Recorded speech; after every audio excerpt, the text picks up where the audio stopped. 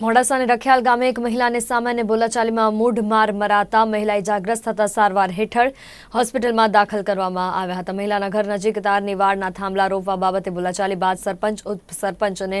અન્ય સભ્ય દ્વારા મહિલા અને તેના પતિને જાતિ વિષયક શબ્દો બોલી મારવામાં આવ્યો હતો અને પોલીસે 3 સામે ફરિયાદ નોંધી વધુ તપાસ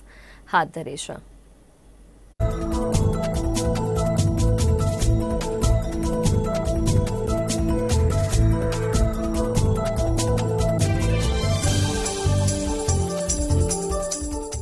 જે અમારે 12-10 આ બનાવ બન્યો તે અમારે બાજુમાં ઘર હતું એના બાજુમાં મેં ઘેર હતો, ખાવા બેઠેલો હતો મારા પત્ની નવી બંને। આ લોકો પછી અહીંયા બાજુમાં કંઈક થાંભલો રોપવા આવ્યા, સરપંચને ડેપ્યુટી સરપંચને એક બીજો સભ્ય હતો બરાબર, નિકેશભાઈ કરી,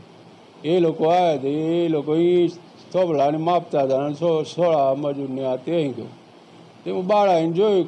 ખાઈને ઊભો થયો એટલે એ લોકો પછી ગમે તેમ ગાળો બોલવા આવી ગયો કે એ સાલા ટેડિયા બહાર કેમ આવ્યા છો અંદર એમ કંઈ મને ગમે તેમ બોલ્યા। પછી એટલે મારા ઘેરથી વચ્ચે મારા ઘેરથી ને એ લોકો વચ્ચે છોડાવા એટલે બાથે પડી ગયા એને કબજો ને સાડીને ફાટી ગઈ ને એને ગરદા પાટોનો માર માર્યો અને સાલા ટેડિયા અહીં આવતા નહીં, હવે આવ્યા તો કે તમે મારી નાખ્યું છે અમે ગમે તે અમે દરબારો છે એમ કહ્યું। તેના માટે અમને ગમે તે સરકાર ગમે તે કરે યાર, અમારે ગમે તે આ લોકોને બીક લાગે બરાબર, ગમે તે કરી શકું સાહેબ।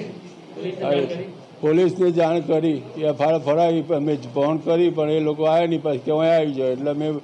મોડાસા આવીને જાણ કરી હતી સાહેબ।